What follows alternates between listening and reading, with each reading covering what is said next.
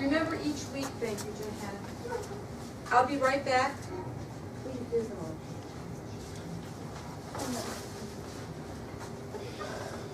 How is everyone? How are your classes going?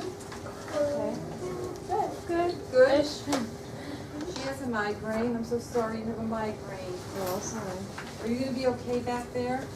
I took something about an hour ago, but it's not working. Not working. Would you rather not be here? I mean, I want to miss class. Would you go home? Would you? No? Well, I think you can watch the video. Okay. You're in pain. You can't even open your eyes. Yeah, I can barely No, listen, if you've ever had a migraine, It's the first time. oh my Yeah, goodness. it's not good. How do you know that you have a migraine? Yeah, migraine. It hurts a lot. It's a headache beyond anything you will ever experience. You won't have. And I got You can't diagnosed open with your eye, yeah. migraine. You won't have a question. So, Right. we'll be fine. Yeah. All right? Thank you. Right. And now the rest of us are gonna have class today. So what was your homework? Because you were all asking each other. 2 and 3. Right, on the Common Core. Today's our Common Core Day. Yes. We're gonna celebrate the Common Core. Feel better. Let me know, send us an email that you get home okay. Yes, ma'am.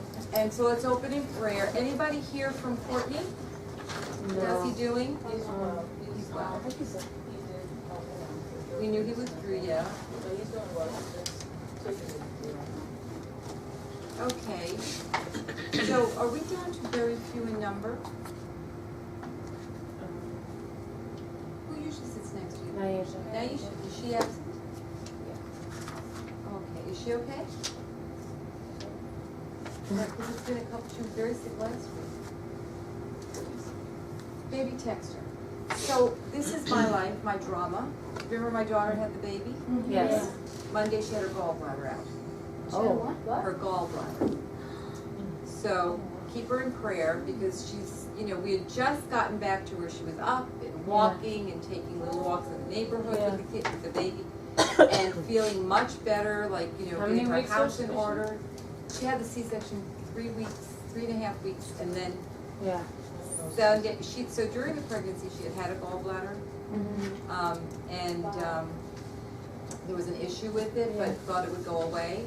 But then she was having pain on Sunday, so we went to the emergency room and they kept her and they operated on her, and now we're back to square one. Wow. But you thank God though, because it could have been very serious if they didn't operate. Yeah. I mean, it was really in bad shape. She had pancreatitis on top of it. The inflamed gallbladder causes that problem. So, just keep her in prayer, but it was a shock for me because I haven't been able to be here as much as I need to be. I've been in both places trying to hang on. My husband's with her today and yesterday. So, you thank God you have family that can help at times, because I don't know what you do, because there's a baby that she can't pick up the baby now. I know this is hard for her. Yeah. And, it's nice for us though. We get control.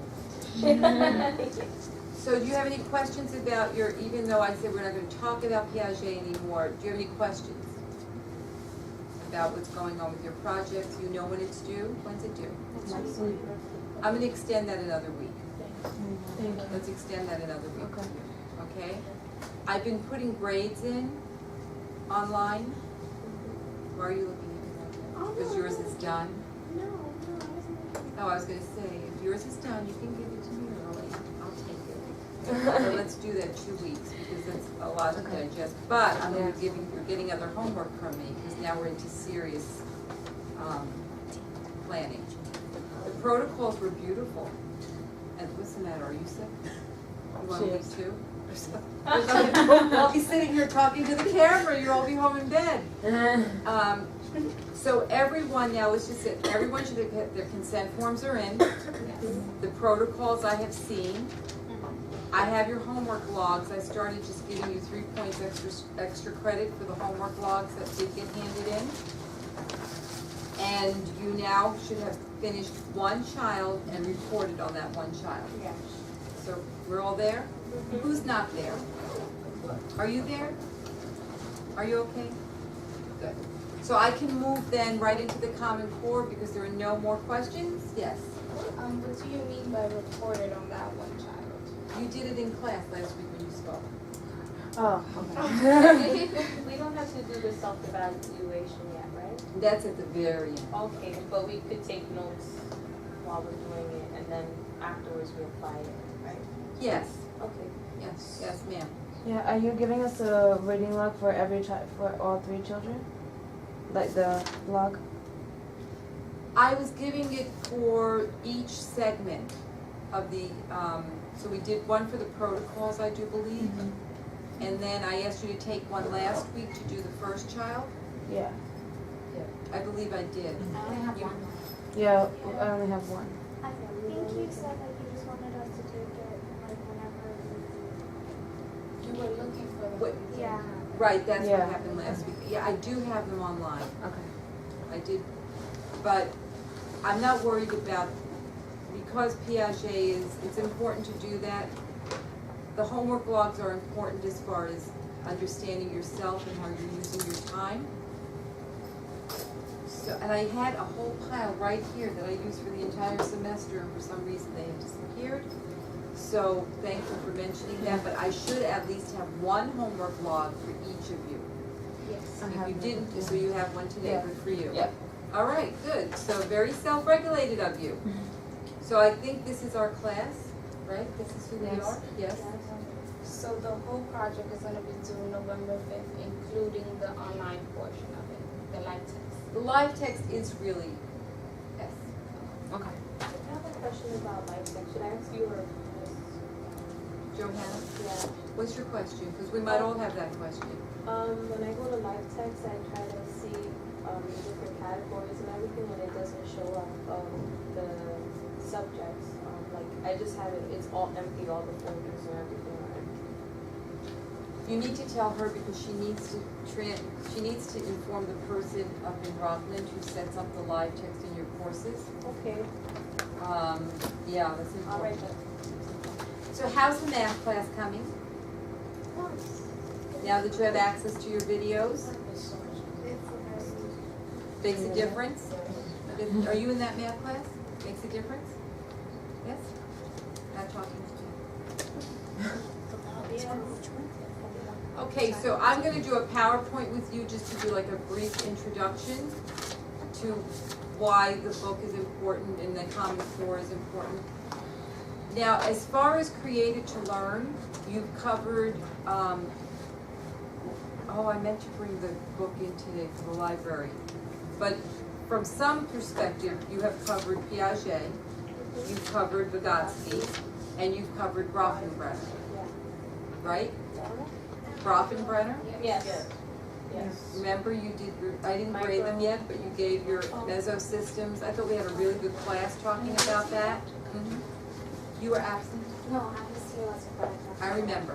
Very Do you pretty. want the big ideas too? I'm not up to that yet. I have it, but thank you for reminding me. So I asked my friend, let me see if I can find this email for you. I asked him to send me what one of his students does for the big idea, or did. Too many things open.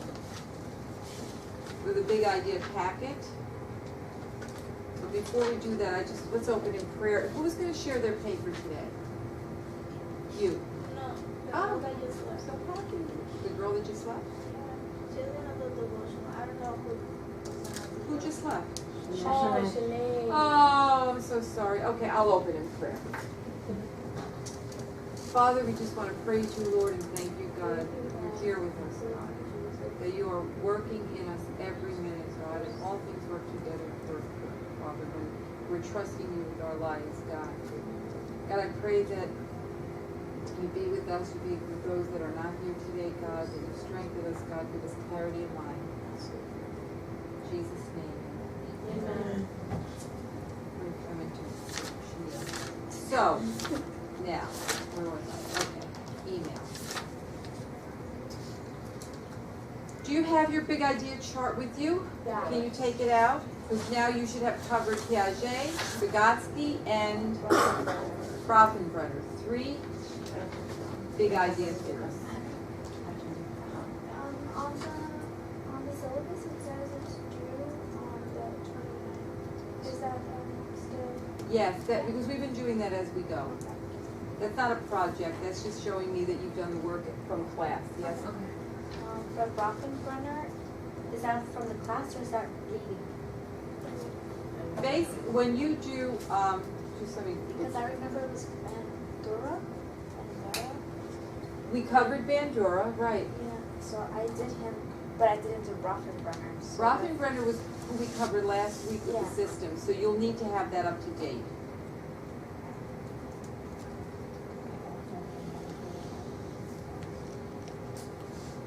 So I asked him to share with me, how am I gonna download this?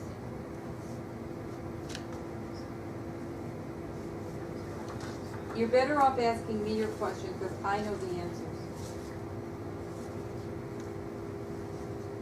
Okay, all of you genius people, how do I turn this on?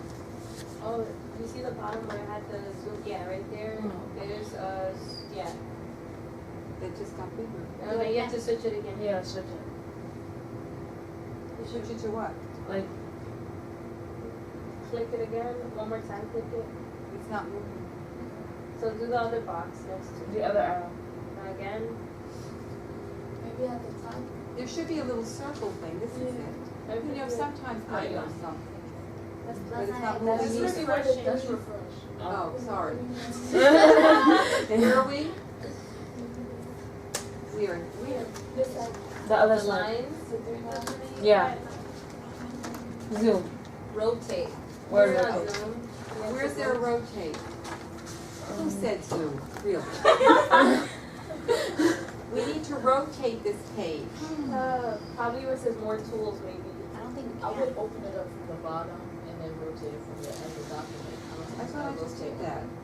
And I did this. Oh. I don't think you can, Professor. Yeah. He didn't do me any favors. Because he sent me someone's work, and so It's kind of hard to read. it's very hard to read. I Yeah. did this for you, but I didn't see that I would not be able to rotate it. I should be able to rotate a PDF though. You can't upload it into Word? Because This in is Word a you PDF. can. I got it for like Yeah, almost you got the from the bookstore. Let me see what happens if I save it myself. Do you have it? I'm sure in Word you can flip it because it's a picture. But how can I save a PDF into Word? Let me just try. Yeah, it's very cheap in the bookstore. Do you have your theory? I want to show you what they wrote, so you'll know what you'll have for next. What you will need for next week. How many theorists do we need by next week? You have Piaget, Vygotsky, Rothenbrenner, Bandura. We have four pages here. Well, there's multiple pages. But you could print out more, that's true. We have them in here. Yeah. You should have more. Oh no, we have way more, yeah, we have like Yeah. 7. Okay.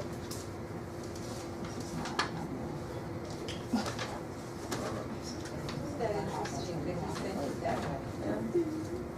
It all goes downhill. Open. Yeah. You saved it as a photo? You just have to go open, go to file, open. Go to file, open. Go to download or desktop. No, not Go to download. Downloads. It doesn't work because I saved it in the desktop as big idea.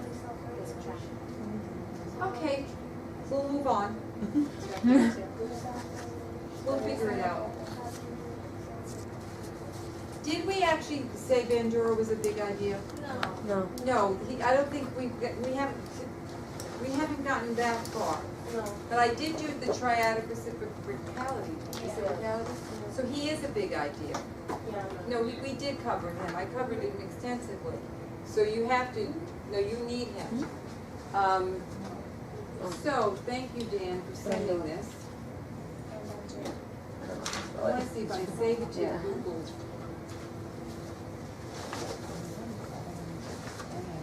I just wanna check, pay attention, if you have questions, you need to talk to me, even though I'm doing this, because I don't know what you need. So what are your questions? None? Okay. When we talk about big ideas, the problem that I was having communicating is exactly what I expected for you to put into the columns, and the first one is implications from the theory. So I kind of wanted some feedback on what exactly did you put into implications from the theory? What's in your column? Go ahead. For Piaget, I put that the implication from the theory is that children that are from birth to about 2 years old aren't really sure what's happening to the objects when they leave their sight. It appears to them that the object keeps appearing and disappearing. I put an example when you play peekaboo with the baby, they think your face is disappearing when you hide it and it's reappearing. Then I also put for So you're giving me a lot of descriptions, right? Okay. I wasn't sure exactly, but I just wrote what I thought was correct. No, that's what I'm trying to figure that out too. I just want to see if I opened it in Google I Docs. have research, but what do they mean by implication and practical application? Are you asking me? What are you saying? I'm saying that when I was doing the big idea choice, I researched exactly what do people mean when they say practical application and implication, about theory. And what did you find out? I found out that when it says for practical implication, it's really how you apply it as a teacher in the classroom, short ways. Very good. And implication is what you're trying to accomplish when you apply it. But so for the first one, I kind of mixed it up. But for the rest, I was able to do it more structured. Okay, so in order to expand that, you would have to start with, there's an implication from the theory, and what this student used was scaffolding. Because the theory is saying that over and over again, this has been tested, right, researched, measured, and this is what is going to happen. The theory is implying that there is a practice that if used, the practice will be successful. So in this student's case, which I guess I can read it sideways, it says scaffolded instruction provides students with the opportunity to have a guide the first time they attempt a task, and with this guided instruction will become basically more proficient with the guided instruction. I'm not going to read the whole thing. So the second column is for example. So there's an implication from every theory we have covered so far that if I do this, this is supposed to happen. If I scaffold, it's supposed to ensure that the student is being directly supported by a mentor or an apprenticeship type model, and therefore the student will succeed in the task because because the more knowledgeable person, which is the teacher or the peer, is considered to be effective. Just give me 1 second, please. So now I have to find an example of what scaffolding is. Okay, so that would be how do you do it? And then, for example, he gives a little scenario of an instruction involving and what I would provide the student with and that the student would do. The third one is why do you do it? So now you're looking for more support for the attempt or the activity that you were suggesting. So you're saying there's an implication, there's an activity, and now this is the reason that it worked. Because what happens when somebody is supporting someone else that's more knowledgeable? It's a whole different story when the person is not as strong. If a weak person is depending on a weaker person, the Vygotsky model is not going to work. And if the person that is supporting the weaker student gives answers and doesn't scaffold. Scaffold means I'm going to build something in support that I can remove, and then you will do it independently. Yeah. All of it leads to independent learning. So we're not providing some kind of a tutor that is going to do the work for them, do the homework for them, explain everything to them. And then I was watching, did I tell you in Starbucks that I saw a tutor in a math, a kid getting tutored in math? No, you didn't tell. And the tutor was doing all the work. And he's like, you got it. She never once said, you do it. She was saying, so you get this, and you've got that, and fix this, and she was going through her math whiz. She was a genius, obviously. He might have been getting it because she knew him better than me. I was just getting coffee. But in essence, when I have been tutored, the tutor has always modeled something and then said to me, now you do it. Yeah. Or even a piece of it. And that's why when you get into the book on self-regulation, and what we use in the book is cognitive modeling, the model has to know where the student is, and at one point to say, now you do it, but I am still here to help you do it. So we have, in self-regulation, we have levels and we have cycles. Did you see the diagram? Yeah. The diagram shows you that there are levels and cycles of self-regulation. And so I wanted to pull up a more specific example. We won't be able, so I've covered that big idea, right? Now you know what you need to do? Okay. My PowerPoint is in my mail from yesterday. I just had it today. I think I also have it somewhere else. And then,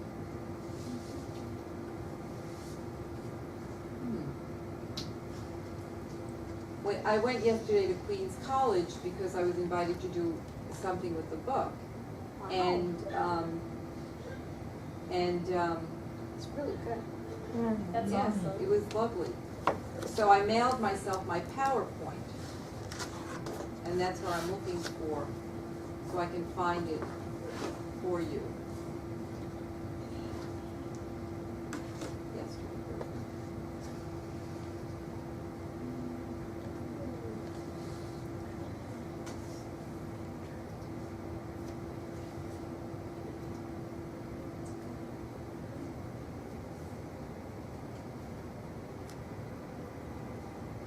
Didn't I just download this? Download it? Yeah. Yeah, you did, yeah. It Oh, didn't it's show up still the first loading. time. Okay, Okay, that was it. Okay, so I'm gonna do this, I'm gonna use the same slideshow because it,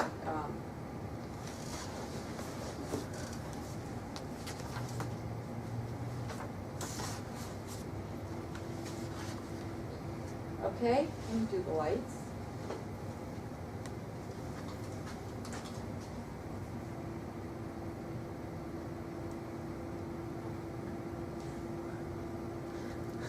Oh, my food. Yeah.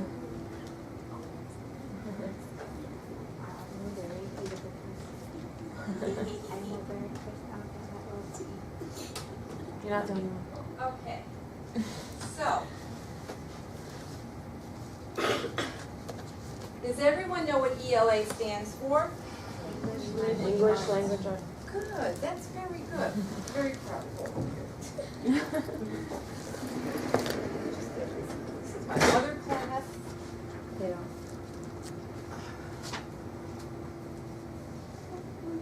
And based on what you read,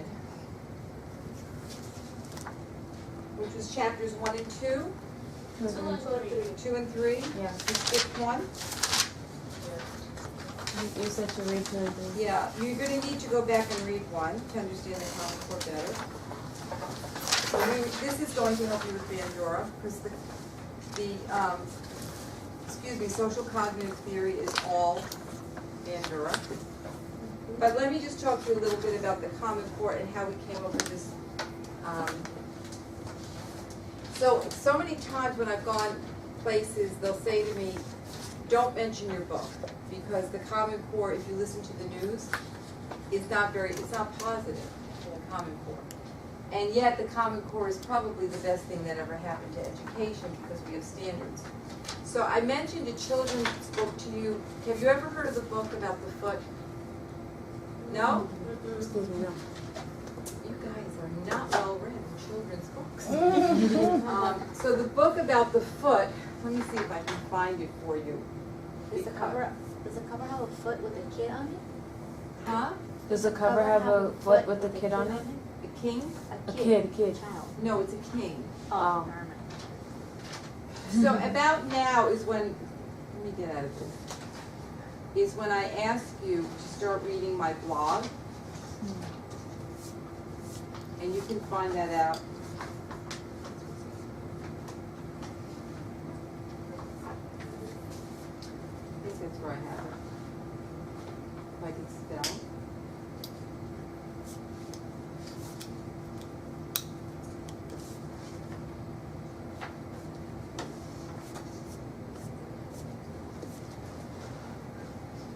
You know what, I have it, don't be discouraged.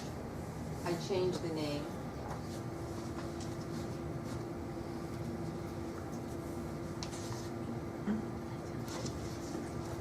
I'm not gonna read you the book, you can look it up on YouTube, but it's a good part of what we're doing.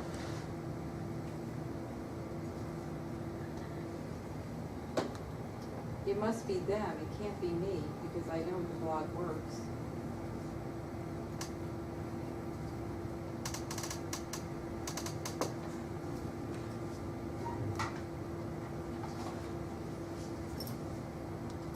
Let me see if oh, this is a Yahoo search, maybe that's my problem.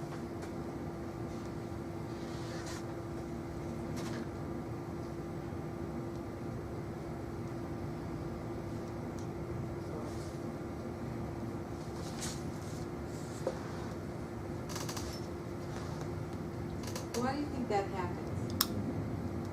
I don't know. Because it shows it and then. Is it your Wi-Fi disappears. connected? It has to be. Yeah.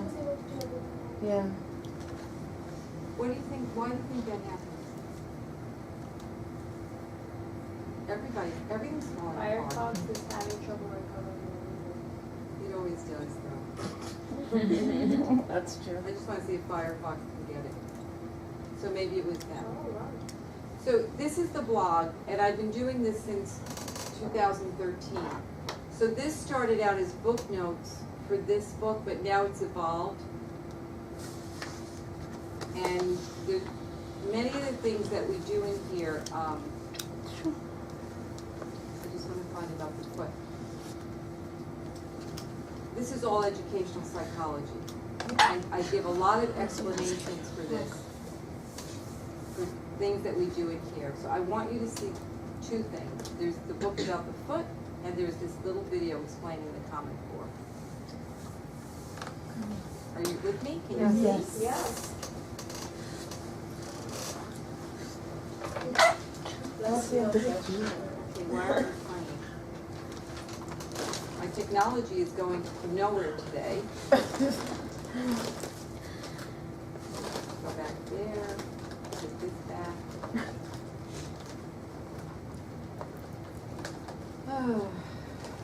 Let's try the website itself. This, in 3 minutes, this explains the Common Core.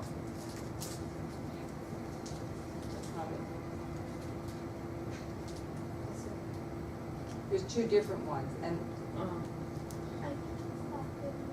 huh? I think it's that video right there. This one? No. Go back, and there's like an actual video of two Oh. things. The next one after that. Oh, Oh, I missed it again? Yeah.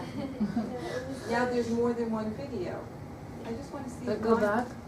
The Common Core people put out so many videos, but this was the best one. This That one, one, yeah. I don't think that's it. It looks like it. Is You it? think? Try it. Let's try it. Yes, it's it. Like it or Yeah. not, Whoa. life is full of measuring sticks. How smart we are, how fast we are, how well we can, compete. But up until now, it's been pretty hard to tell how well kids are competing in school and how well they're going to do when they get out of school. We like to think that our education system does that. But when it comes to learning what they really need to be successful after graduation, is a girl in your neighborhood being taught as much as her friend over in the next one? Is a graduating senior in, say, St. Louis as prepared to get a job as the graduate in Shanghai? Well, it turns out the answer to both of these questions is no. Because for years, states have been setting different standards for what students should know and be able to do at each grade level. That's making it too hard to know if our kids are really doing well enough overall, and if they can really compete for a job someday. What we really need are clear goals. That's where the Common Core state standards come in. They're like a total sea change in education. Consistent, strong, clear benchmarks for English language arts and math. Here's how it works. You can think of kindergarten through 12th grade like a giant staircase. Each step is a skill your child needs to learn before stepping up to the next one. But right now, too many kids aren't really confident with like 2 + 2 before they have to move on to 2 × 2. We need more focus on the skills that help them move up the stairs, or they can slip up and fall behind. And there's another problem. What if everyone's stairs were made at different heights? Well, here we go again. They are. So, a boy in Seattle who's rocking an A in English literature could be getting a C on his Chicago friend's staircase. Oops. We need to create consistent steps in education too. So first, each standard creates a landing on the staircase, a stop along the way as your child heads toward high school graduation. Each stop is a chance for every parent and teacher to focus on the skills their students are supposed to know at that step, no matter the zip code, language, or race. And more importantly, each standard makes sure all students are learning what they need to know to get to graduation and beyond. Because something like counting to 100 leads to understanding dollars and cents, which eventually leads to understanding how to manage a budget. Secondly, the standards are consistent from school to school, and they match up against international standards too. Now we know how we're doing compared to just about everyone. So even though local communities will still design their own curriculum, with the same rules, everybody can compete on the same kind of staircase. But standards aren't learning. That's why we need teachers, parents, and students to help make that happen. By working together to help kids meet these standards. The world's getting more and more competitive every day. But now, when our kids get to the top of their staircase, they can have way more options on where their life goes from there. Clear goals, confident, well-prepared students. That's the Common Core state standards. All right. Find that interesting? Yeah. That was very cool. Isn't it? They put that out years ago. I don't think anybody pays attention to it. But I want you to, because standards are important for anything. You know, we have standards for our cars, we have driving tests, we have, emissions tests for the cars, and then we have standards for so many things that are actually the same no matter where you go, except for schools. And even within the city, you would have standards in one neighborhood that were not being fulfilled, and another neighborhood they were being fulfilled because there were more resources. Yes. And what the Common Core did was it required schools to have the same resources so that the standards could be met. So whereas especially here in New York, let me just put this, I want you to see the foot thing.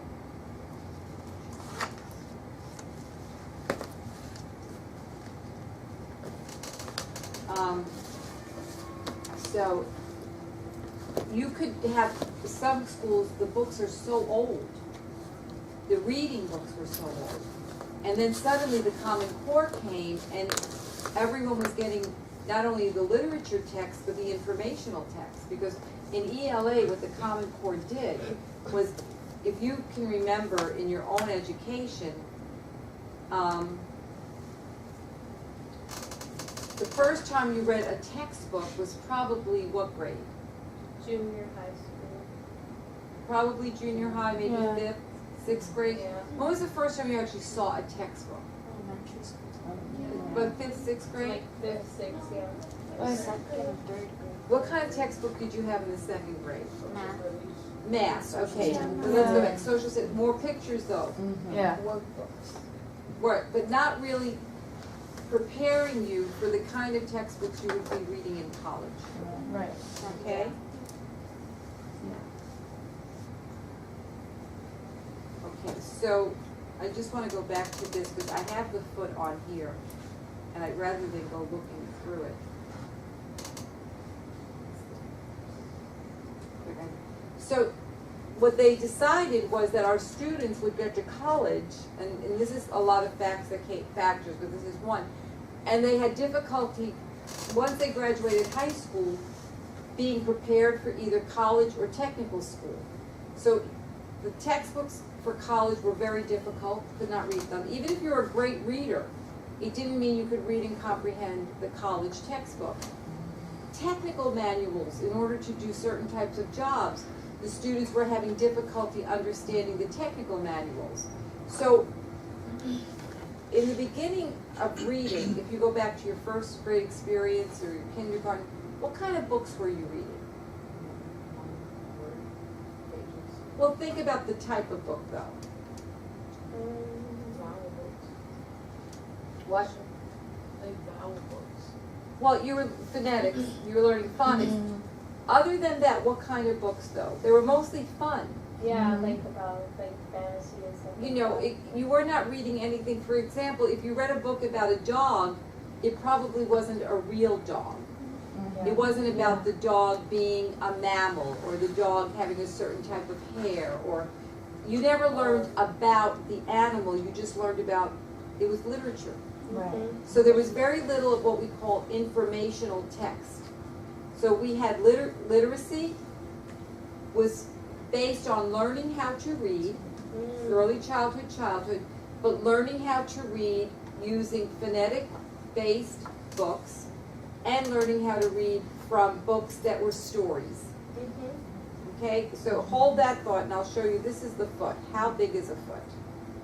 So now we're going to go here and I'll show you why I did this. How big is a foot? Here's the question.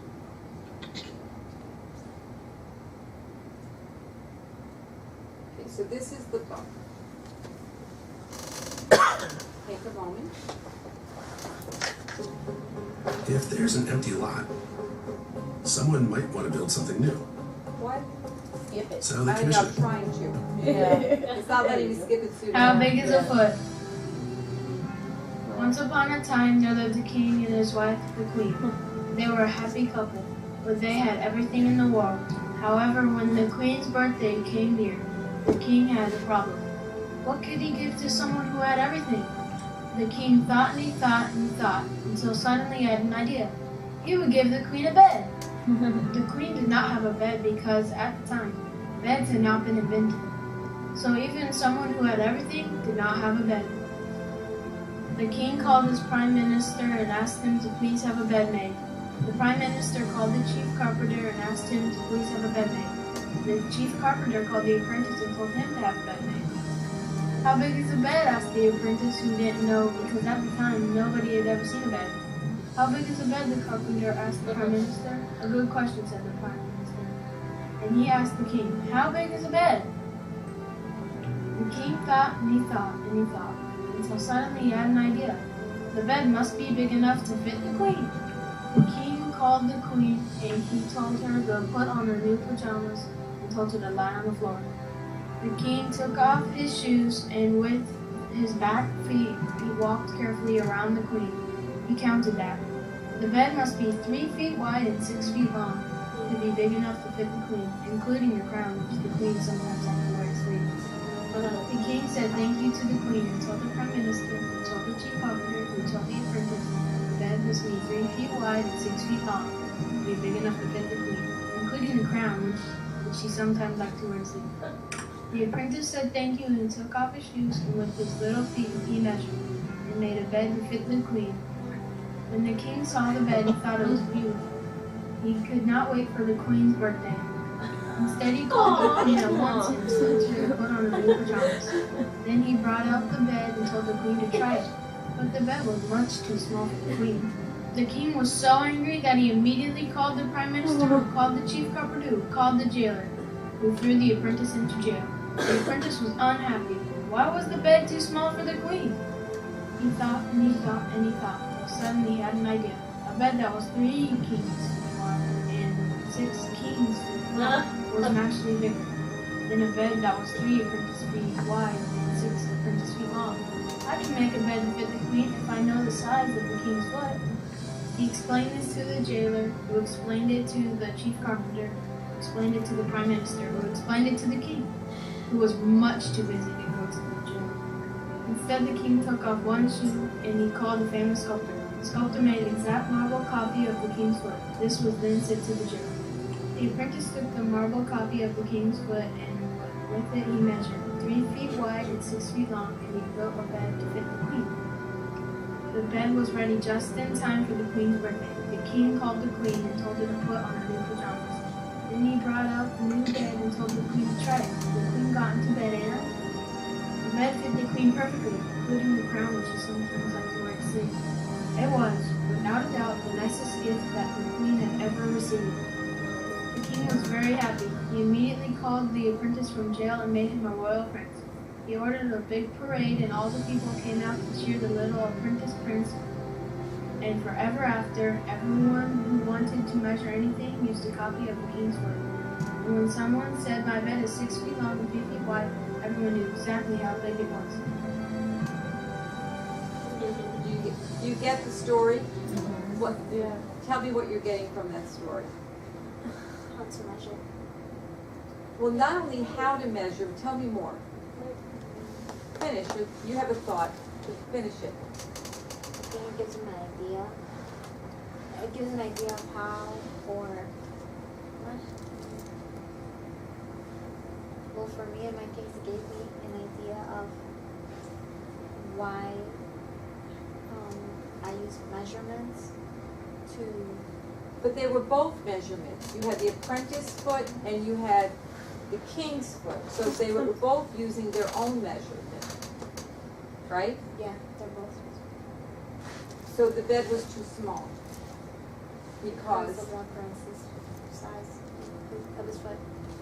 So what, okay, so keep going. So what did they need to do then? Adjust it. Well, they had to make a decision on whose foot was it going to be. Yeah. Because if you're going to do something, just overall, there has to be one standard. Right? So they decided for the whole kingdom there would be a standard foot. It would be the king's foot. He made the mold. What did you? I was just going to relate that to the Common Core because the way that we can now have all the children having the same kind of resources so that they can receive the same kind of success or at least have the opportunity or the option to get the information that they need. The Common Core is similar to the story because when the apprentice found out, when we do not have the knowledge of something and we have our own opinion or our own interpretation of what the answer should be, we're all going to have a different direction. And Right. so we're going to have a different answer. But in order so that the child can receive a proper education, we all have to have the same resources. So it was kind of like the king's measurement of his foot. It was like the Common Core. Like we all need basically a common ground that we can measure It's a standard. from. Yes. Don't think, standard does not mean high or low, right? You're thinking high standard. Standard measurements. We know what an inch is, Mm-hmm. right? We know what a foot is. We know what a yard is. Why? Because we all agreed Mm-hmm. that was going to be a foot. You can't have your yard and I can't have my yard. You can't say your yard is 2 feet and my yard is 3 feet. Because then when we go to the store, maybe his yard is 1 foot. So we have to agree, and that's what's been the biggest problem with learning is how do we measure learning, and the fight is over should we measure learning. And the teachers do not want to be measured for the amount of learning that the children are doing, because there are a lot of circumstances. The Common Core has nothing to do with the teachers. See, New York State and other states have begun to use the tests to tell whether or not the teacher is an effective teacher. Are you with me on that? Yeah. The Common Core is just the standard. We need a standard. How we assess the standard is something else. Assessment of a standard and how we assess whether or not the teacher is an effective teacher is totally outside of the realm of what the Core intended. It's how they implemented it in the state of New York that made it such a nightmare, where people were opting out of tests, they were too hard, because the teachers did not want the tests to be used to evaluate them. And then parents got into this kick of, that opting out was a good thing because the tests were so hard, when even last year New York State lifted and said that the tests would not count. Just get them into it. I mean, imagine if you go through life never having a test to evaluate your achievement, and then you show up in high school and you can't read. And how many children does that happen to? Where they just get passed along, and so the Common Core finally said, look, if you are living and you're in the second grade and you're being passed on to the third grade, you must be able to do this. The way we're going to know you can do this is if you pass a test. Okay. Because what else are you going to do? How else are you going to know what the child can do? The tests are hard. But I was thinking that that's how, the ALST that you have to take? Yeah. That's the same type of test being given before to the first, starts third grade through 12th grade. Same format. By the time they get through college, they will be so familiar with it that it won't be such a shock as it was to us and our students, because we had never used tests like that before. So when we're calling it the Common Core in reality is, it's a Common Core of standards that all the governors agreed on, and then the states began to get political, and the states began to call it,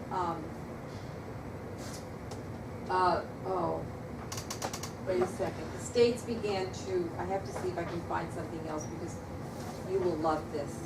You will absolutely love it. Now, what is the name of that show? Don't think I'm crazy. What is the name of Jimmy Swaggart's wife? Oh, Tammy? No, that was, Tammy. what was it? I'll look him up. So I was sick home one day, and my sister called me and she said, you really need to call into this TV show, because they're talking about the Common Core, and there's no one on there that thinks it's a good thing. So it was I guess she has some kind of and it's watched by many Christians, including my sister. So where is it? Francis. I was able to find it on here. Francis and Friends, and it was in the archives. It would really help you if I can find it, because they let me talk. And there were the women, it was the funniest thing, because the women that were on the show, one was a lawyer, one was a homeschool person, and they were turning it into something so political. And I was trying to say, do you understand that in the poor neighborhoods of this country, people actually are doing better because of the Common Core? Because now they're accountable. You see? And so I want you to see the part of it, because I want you to see what I was You were in the show? It was in the archives. We were the show of the week. Oh. Where you see upcoming archive programs. They don't have my name on here, but it would be in the Common Core. Because Louisiana is trying to get rid of the Common Core.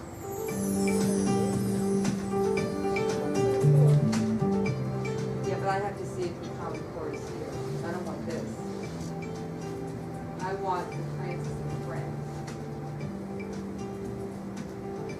like last year.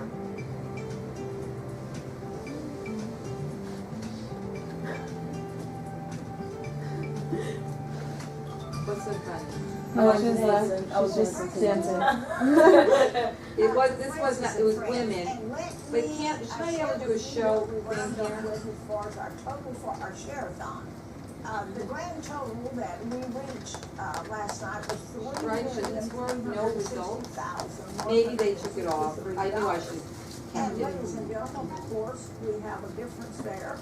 I'm glad they're About raising money. $800,000. Three difference results. in what we actually Sister got Francis, compared with guest what Holly actually Swanson, came in during the Alex share-a-thon. But, you know, that's October, Lord's this would property. be He has assured August. us that we do the work that he's called us to do. It wasn't him.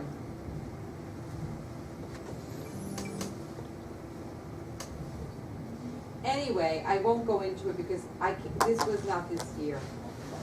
I showed it to my classes last year because it was such a surprise to me that there was another woman that called in, and I think she was an educator for years. And as these women were very, their perspective was very different. I don't think so. Yes, It it's coming says it forward. in the. Where? It says special Where? guest Holly Swanson joins us. Oh, on the side it says like. And she discussed Yeah. common core at the discussion in school systems. But we might have, this wasn't this year, because I showed this to my class last year.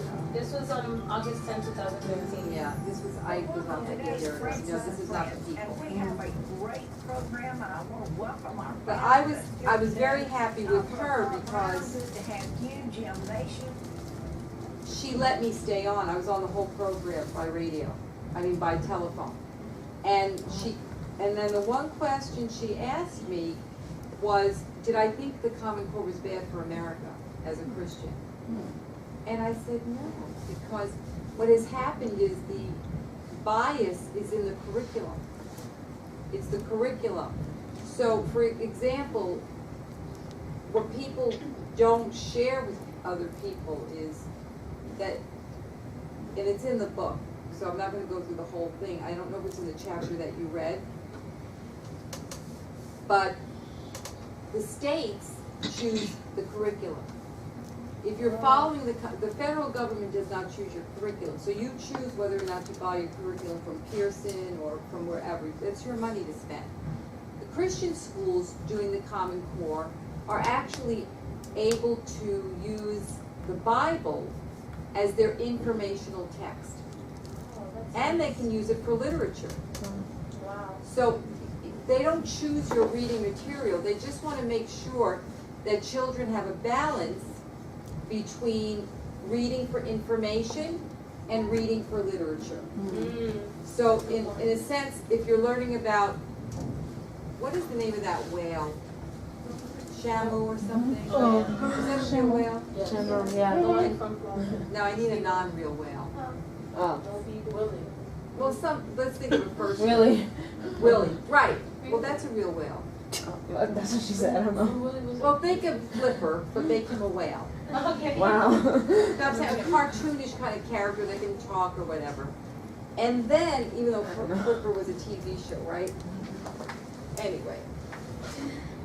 Think of a character whale versus, what is a whale? Is a whale a mammal? Yes. Yes. Good, you're all good. You're all biology.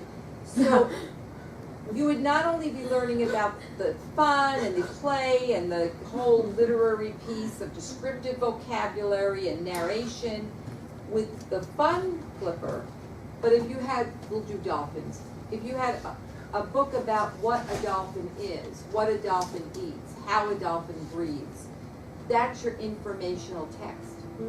And so the Common Core insisted that there at least be equal instead of all literature.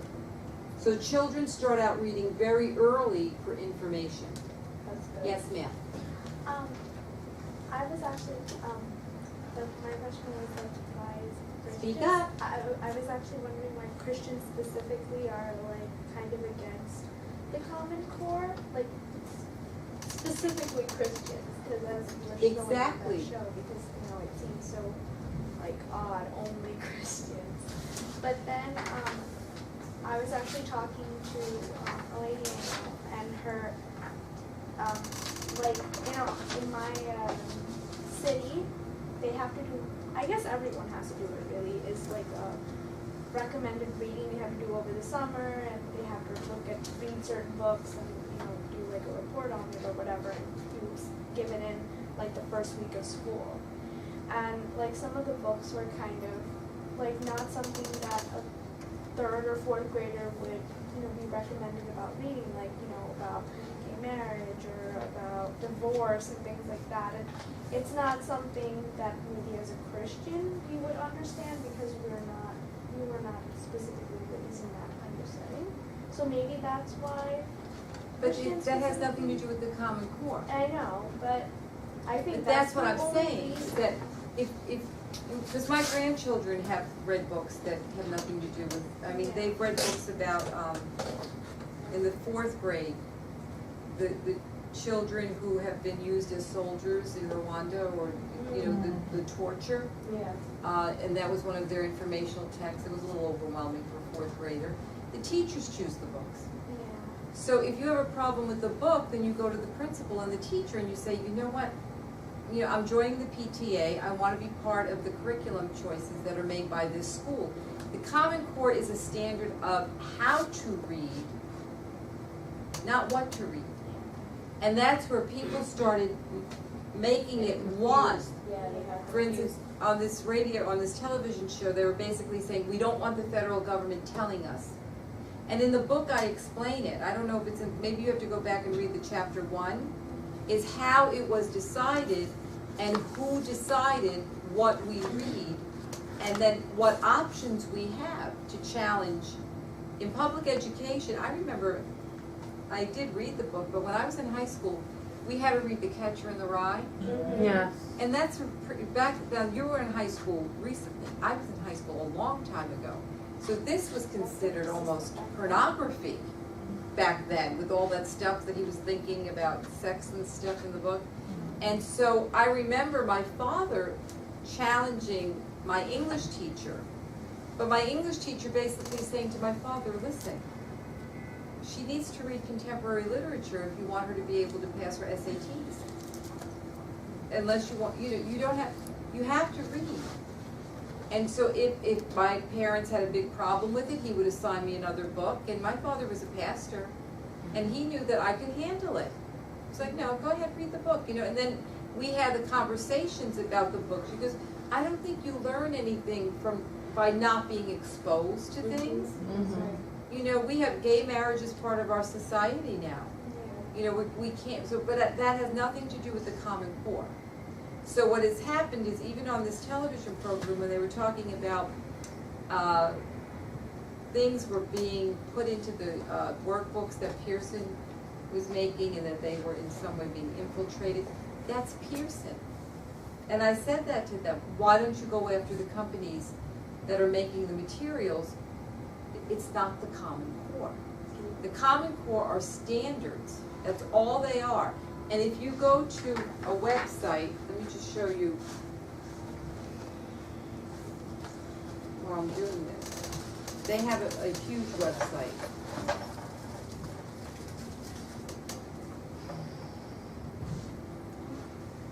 Are you coming back? You're in front of my camera. Sorry. Okay, make sure you watch the video. Okay. So the Common Core, they have a major website. And you can learn everything you want to learn about the Common Core here. But what I want you to forget the myths and the facts, just read the standards. So the way it is set up, and we're going to focus mostly on ELA right now, is that there are standards for every grade level. But there are anchor standards that if you follow along this path, this is your anchor, if you follow along, you will be ready for college or a career.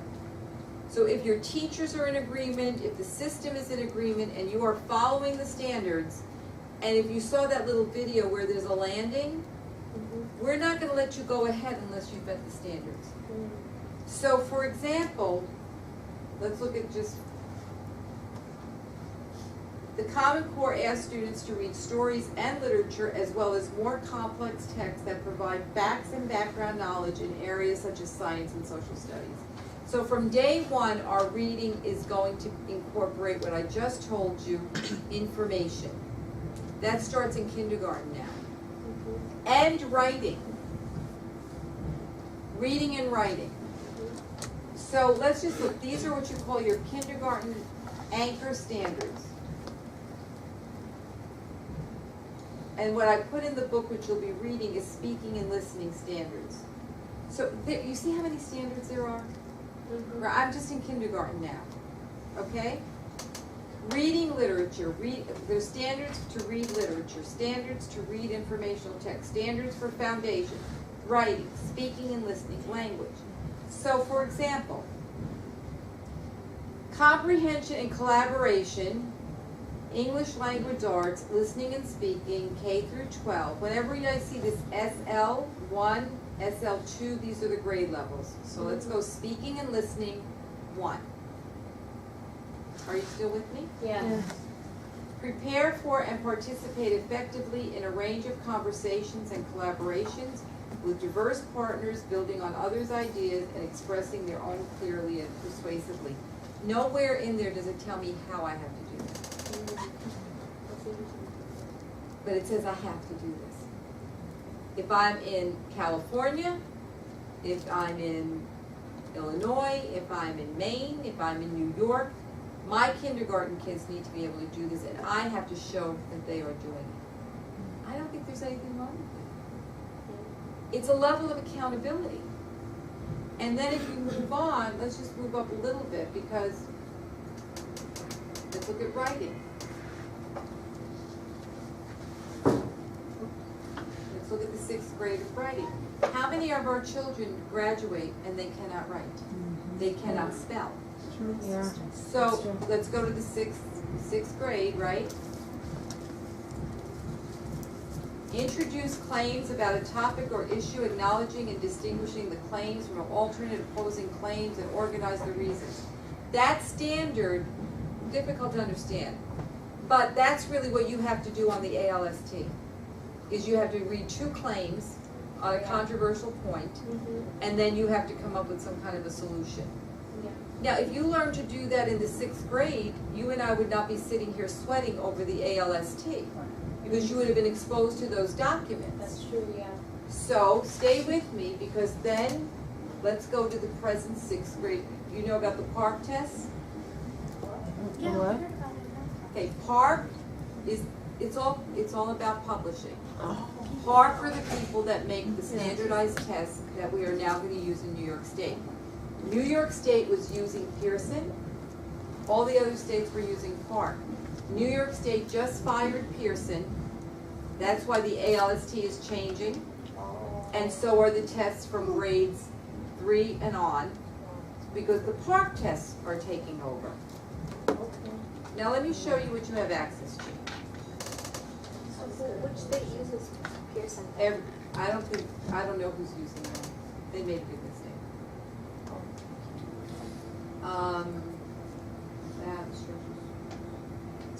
Practice test.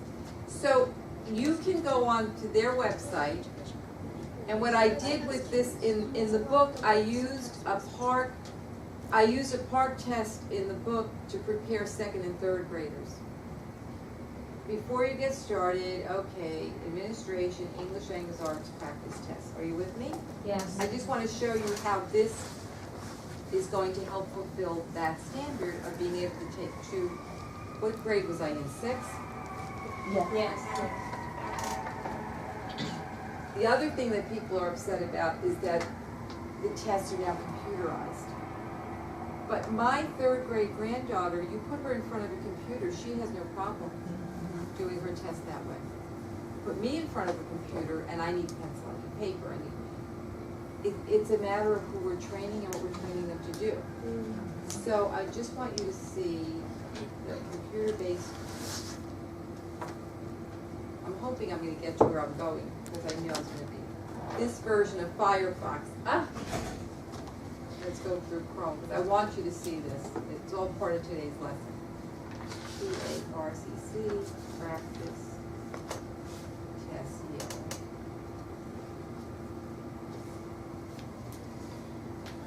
Okay, so let's try again, grade 6. Let's try computer-based.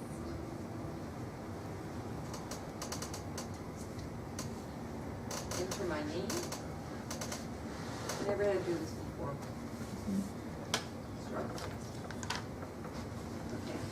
So, this is also something that we have put online for you because I find that if I'm practicing for something and I start out with an easier version and I build myself up, then I'm ready for the more difficult one. Okay. So, we actually, I'll show it to you in a few minutes, but today you will read and think about the passage from the novel Boy's Life and the fable Emancipation of a Life Fable. Already you can see there's going to be an informational text and there's going to be literature. Yeah. As you read these texts, you'll gather information and answer questions about comparing themes and topics so you can write an essay. This is exactly what they're asking you to do in the ALST. Did any of you try taking it yet? No, I'm gonna try in January. Well, it's not ready yet, right? Oh, There's a when new is test it? coming out. Oh, when is it gonna be ready? I think January. Okay. There's a new we don't know anything about it. The old test only works because I think if you're graduating this year and you took the old one and you failed it, and you have B average in 4 classes that we picked, the state picked, then you will be able to get what they call the attestation. That's not going to apply to you because you're going to have the new test. And they're going to make it a much more manageable test than the one that they did.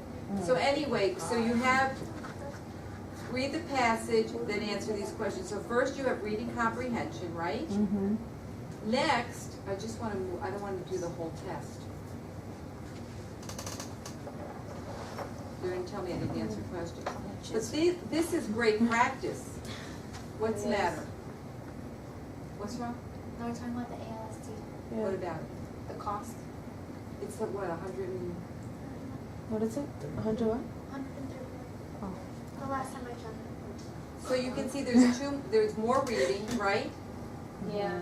And then you're going to read The Stripes Will Survive. Today, there's more gathering of information from the testing requirements than there actually is writing. It's really going to evaluate whether or not you can pull, and it's called writing from sources. Oh. They want to make sure you, as a teacher candidate,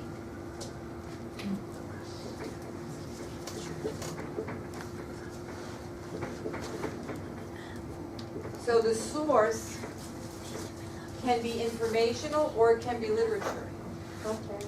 And so one of the things that happens on the ALST, and the new test will be the same, it just will not be as long, I think, is that you tend to write things you know rather than what you read. Yeah. And in the book, what we did for the 2nd, 3rd graders, and I did this with my granddaughter. Do any of you have the book with you? Which one? This one? Hmm? Yeah. This one? The Yeah, Common the Core? Common Core book. Yes. I'm just going to move ahead only for a minute, and then we'll go back to what we were doing. I just want to show you something. Page 94, if you have it. Okay. We did what we called an information map. So I sat with my 3rd grade, she was in the 2nd grade then, granddaughter, and I gave her, this is the self-reflection. Let me go back to the beginning of the chapter. So you can see the information map as it is. So that would be, hold on, folks. Making predictions. Here, page 74. Starts on page 73. So, and I made this out of common sense. I thought, okay, if I need to gather, and you can use, if you make a chart like this for yourself, you can apply it to any reading level. So,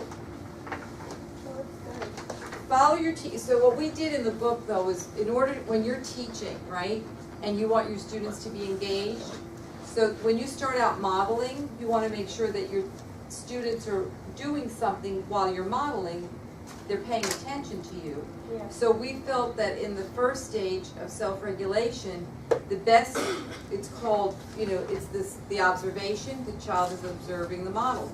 The model has to engage the child, but a good way to do that is to have the child evaluate the model.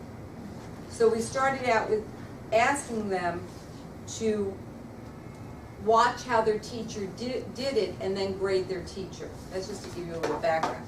But anyway, we started out with self-efficacy, which is a very important word. Do you think you can do this? And when you go into that ALST, your efficacy is going to matter. Because you have to know you have the skills to do this. When you walk into an exam and you don't think you have the skills, it's another thing, it's test anxiety, that's something else. But at least you know you're prepared, you can read the text, you can compare the text. So going in prepared is going to be a much better experience for you than if you just say, oh, let me try it, and waste $100 and whatever dollars it is. Because it's not something that you want to go into unless you have done several of the practice tests before. And don't be afraid of it. Sometimes we don't want to practice because we don't want to see how we do.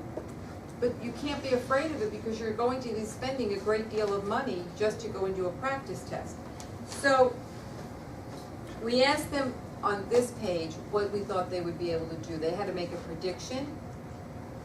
But the information map is on page 74. So it's simply a graphic organizer. So we asked them, what is the plan? What is my plan?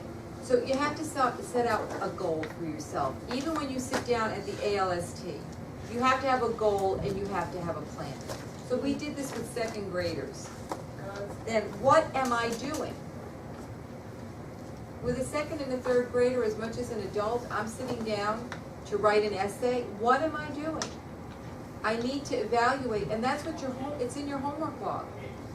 What am I doing? How long is it going to take me to do it? What strategies am I using to get to my goal? And that's when you're assessing yourself in that moment of, do I have a strategy to read these patterns? Do you have a headache too? Pain. Another kind of pain. Okay, I'm sorry. No, it's okay. So, before you walk into starting your essay, you want to make sure you have a plan because you're going to be timed. Yes, ma'am? I'm just watching. So now, and it explains this here, what is source A and what is source B? So if you go back here, they gave us a couple of sources, right? They said you're going to read from Boy's Life and Emancipation. So this of course is done on a sheet. Right. Boy's Life would go under A, Emancipation would go under B. Now, I find a fact in passage A. Now remember, this is for a child, but this can be also upgraded. And then I find a fact for passage B. Are you with me? Mm-hmm. Then I check to see, was that fact really from passage A? And then I check to see, was that fact really from passage B? Because the biggest mistake the children make is say they have to write something and then they remember an experience. It's about the beach, it's about a seashell. Oh, my grandma and I went there. Well, no, that's not in the passage. And this is what I'm telling you for the ALST. Go back and look at the passage. So you need a strategy for how you're going to find your facts, and then how often can you go back and check the passage to make sure, because staying on track is what will help you succeed in writing that essay. And then fact 2, and the same thing, is fact 2 from passage A? And then fact 3, so we had them do 3 facts, we had them go back and make sure that those facts were in that passage, then we had them write a sentence. And so the sentence had to reflect what was in passage A, and a sentence had to reflect what was in passage B. And then do a self-monitoring, was it really from passage A? is it really from passage B? Because believe me, it happens. It's so easy to get diverted from writing from that source because your prior knowledge, you know so much. And I remember doing this when Dakota was in the 2nd grade, and she was religiously doing it. I think we were doing something about, I don't know, dinosaurs. And then Barney or something, I can't remember. But I had 2 different passages out so she could see. And the one who was then in the 4th or 5th grade came walking in saying, and then you can add this, and then you can add that, and then, no, Mackenzie, she can't add that.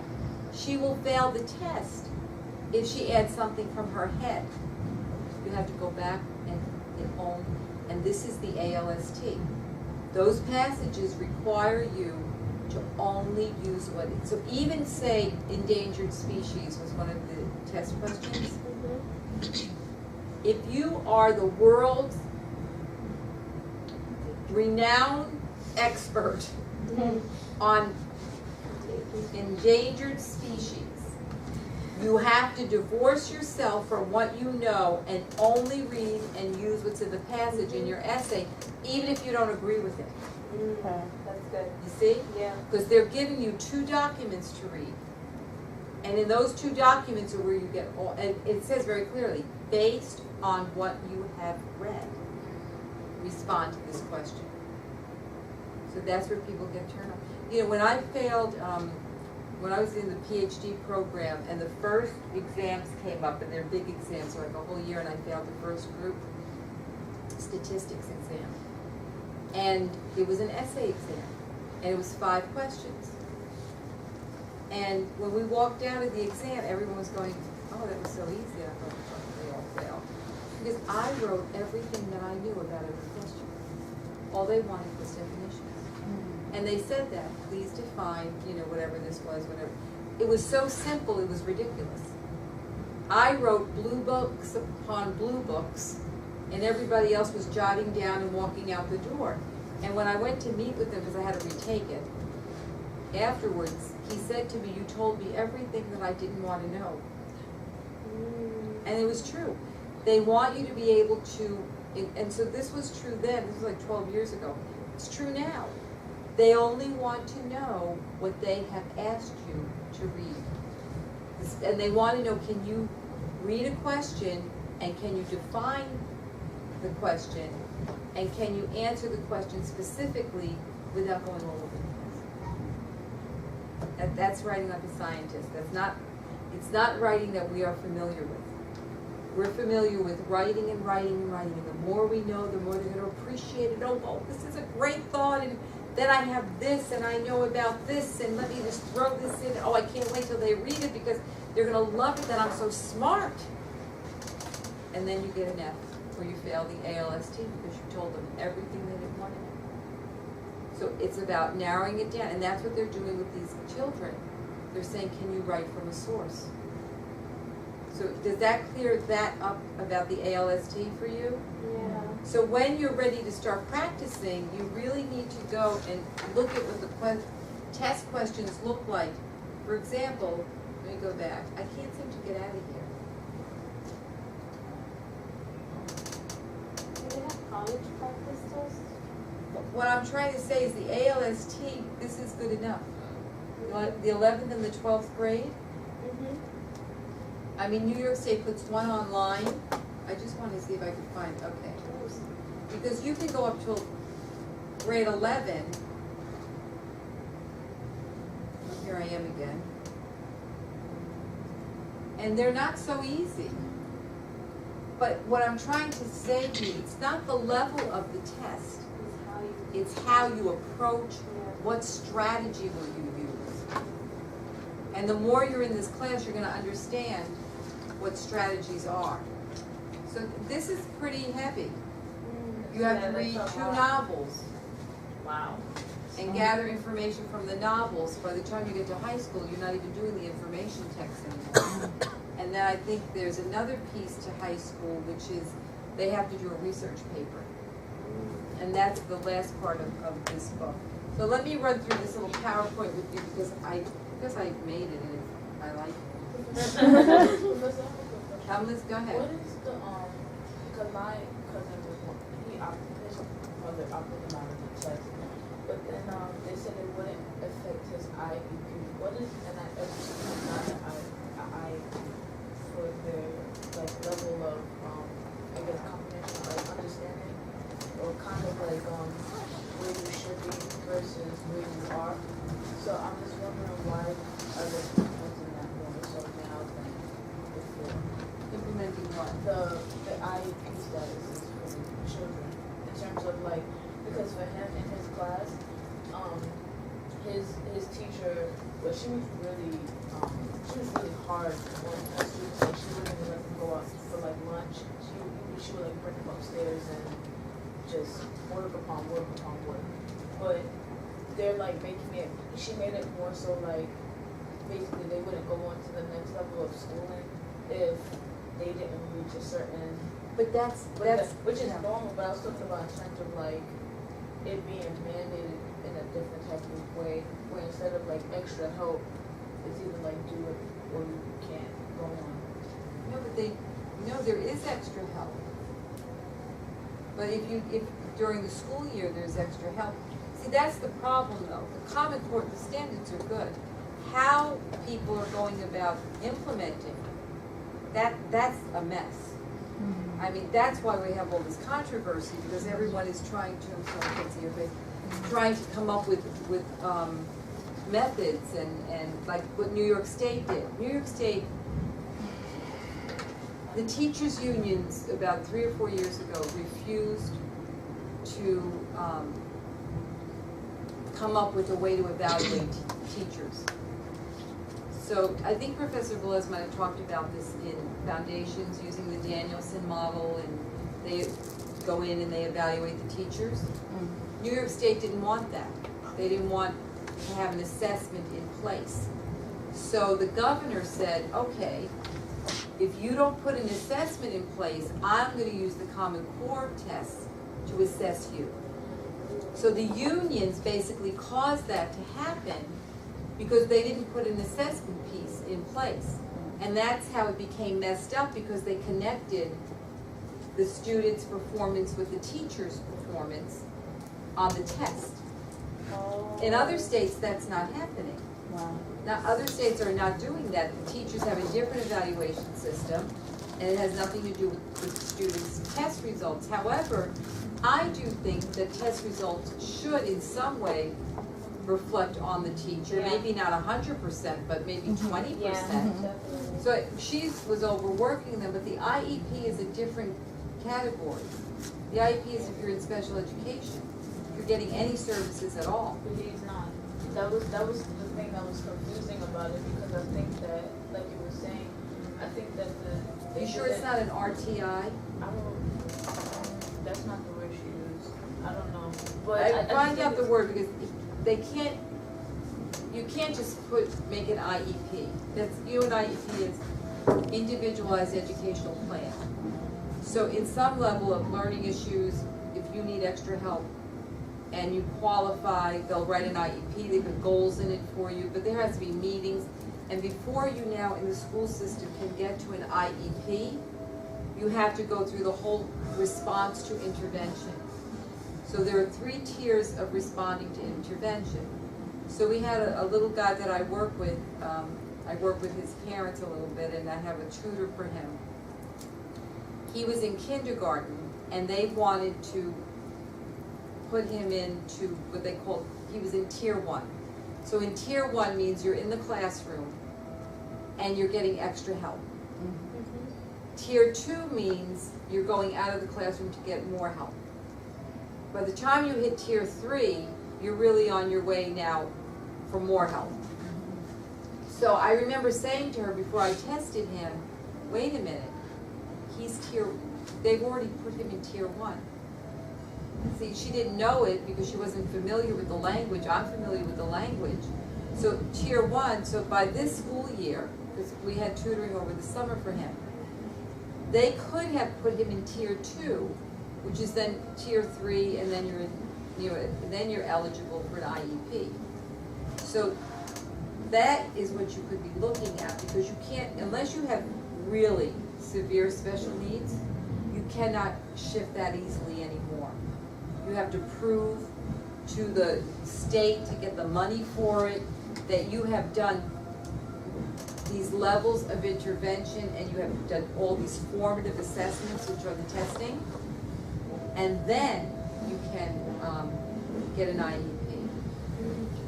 So you might want to look at the language of it, because when I said to her, we're not going to tier 2. He's fine. We have the tutor at home. And I'm not saying there's anything wrong with getting your special needs taken care of, because that's what you're paying for. Right. So there's nothing wrong with it, but you want to watch to make sure all the tiers have been completed. And the tiers are what the Common Core is about, that they hold the classroom teacher to be responsible to providing services in that classroom. I mean, if you have a child that's struggling with reading, there are title programs, there are all types of programs that will allow you to get interventions for that child before they have to go to special ed. And if you have a child who is basically, what's the lack of the word? I'm trying to think, because it's not always literacy, sometimes it's behavior. Yeah. You know, and that's a whole nother problem. If it's the behavior that's impacting, so then he might need to go on some kind of behavior management plan in that classroom with the help of the school counselor. That doesn't mean that you're referring them out, but they're holding the teacher accountable more for what's going on in that classroom and what types of interventions, rather than her calling, you know, let's call this counselor, or let's send him out here or send him out there. Because for crying out loud, you have 30 kids all year in your classroom with you. What else are you doing? Right? I mean, you have to be doing more than teaching. Yeah. Somebody has to be learning. And so the teachers took that very hard, where they suddenly, now the teachers that are doing the work, they're not complaining. Yeah. Right.